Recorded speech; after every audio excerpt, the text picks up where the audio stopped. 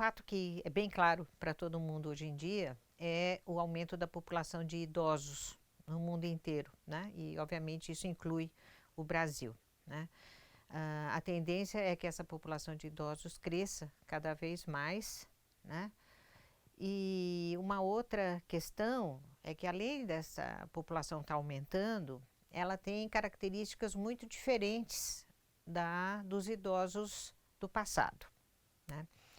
Então, o grande desafio do dia de hoje, dos dias de hoje, é conhecer, né? Conhecer quais são essas características desta geração de idosos dos dias de hoje, né? O que é que os preocupa, que recursos que eles têm para lidar com essas preocupações, como é que eles encaram a questão do envelhecimento, porque claramente é uma geração que custa mais a envelhecer, né? A gente tem um grande número de idosos que são muito ativos, né, que continuam sendo produtivos, e é necessário a gente poder conhecer como que eles estão encarando este processo do envelhecimento. Embora a gente conheça, né, algumas das preocupações, algumas das questões básicas, né, do envelhecimento, como a queda da qualidade de vida, ou do poder aquisitivo depois da aposentadoria, a perda de entes queridos, que pode levar a uma maior propensão à solidão e à depressão, né? Falta um conhecimento de como que essas pessoas estão lidando com essas questões.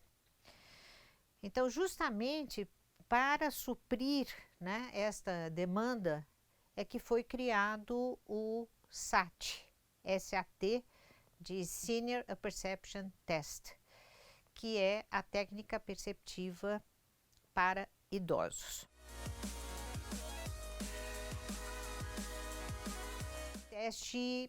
Essa técnica foi criada em 1973 por Leopold Belloc e Sonia Belloc, que são os mesmos autores do CAT, né, que é o Children Perception Test, né? Tanto o CAT quanto o SAT foram inspirados no TAT, no teste de percepção temática do Henry Murray, né?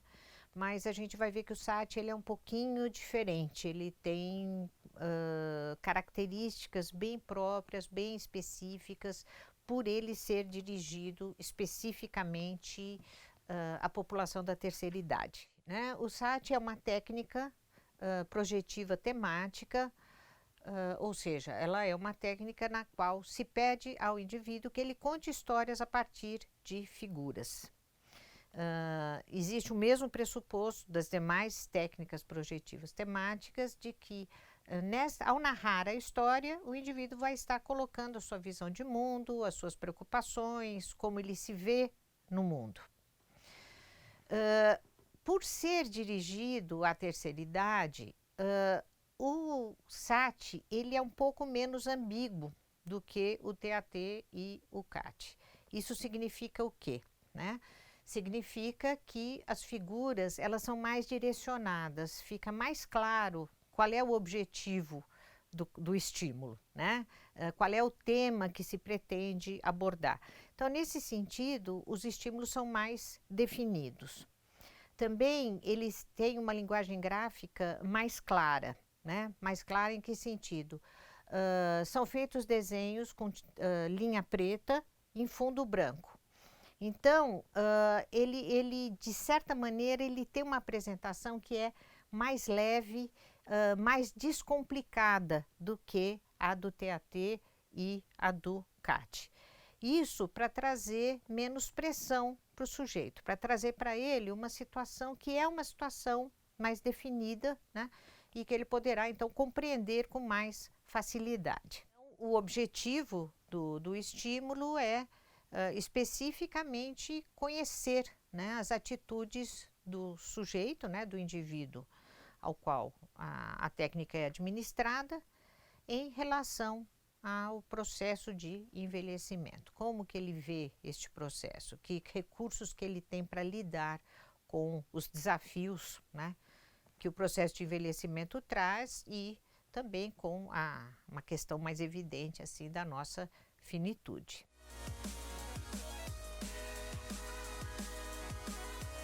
aplicação ela é individual e o material ele é composto de 17 estímulos, né? Os autores, o que eles fazem? Eles sugerem um conjunto básico de 8 estímulos, né? Cabendo ao aplicador, se quiser, escolher mais 2 ou 3, né? Para completar uma série de histórias suficiente, né? A gente precisa tomar muito cuidado quando usa o SAT para estar atento, né, aos sinais de cansaço, de fadiga ou mesmo, né, de pressão excessiva sobre o indivíduo, né? Nos estudos da padronização brasileira, em alguns a gente aplicou os 17 cartões, né? Mas na prática diária, assim, 8, 10 cartões são suficientes, né? Então, a aplicação ela é relativamente simples, né? O aplicador ele vai mostrar o estímulo e pedir que o sujeito conte uma história a partir daquela figura que está sendo mostrada. A ordem dos estímulos ela deve ser respeitada porque existe uma proposta de aos poucos fazer o sujeito entrar em questões um pouco mais pessoais, né? Então, é importante a gente respeitar a numeração que é dada. As histórias dos sujeitos de terceira idade, elas costumam ser bastante concretas e bastante claras, né? Aquilo que o sujeito conta diante dos estímulos costuma ser exatamente o que ele pensa, ele é muito direto, é muito comum, né, o sujeito falar da sua própria experiência, né, colocar referências pessoais, o que dá à técnica, né, essa característica de permitir que o idoso fale de si, algo que talvez ele não faça espontaneamente, né? Então, isto é uma das grandes vantagens desse instrumento, que é permitir que o idoso fale mais claramente daquilo que o aflige, né? Algo que talvez não fosse, espontaneamente ele não fosse relatar. As aplicações costumam durar de 30 a 45 minutos, né? Mais uma vez, é importante perceber, então, quando a pessoa está cansada, e se ela está cansada, a aplicação deve ser interrompida.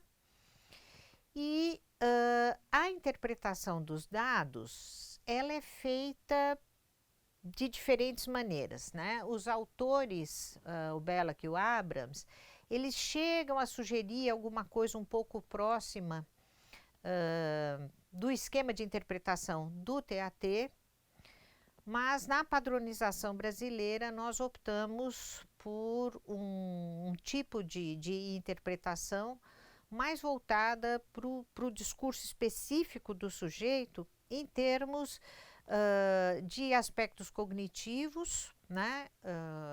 Como que está a percepção dele, qual é como que ele lida, né, com os elementos perceptivos que são apresentados nos estímulos, e também outras questões como a motivação que o indivíduo tem para se dirigir ao ambiente,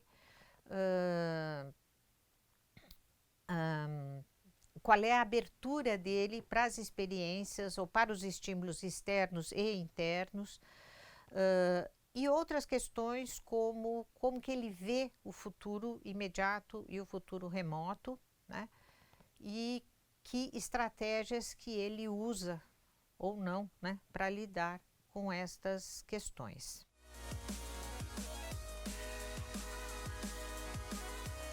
Os estudos que foram feitos para a padronização do SAT para a população brasileira, eles envolveram uma amostra de aproximadamente 130 indivíduos de ambos os sexos, tratamento de normas, né?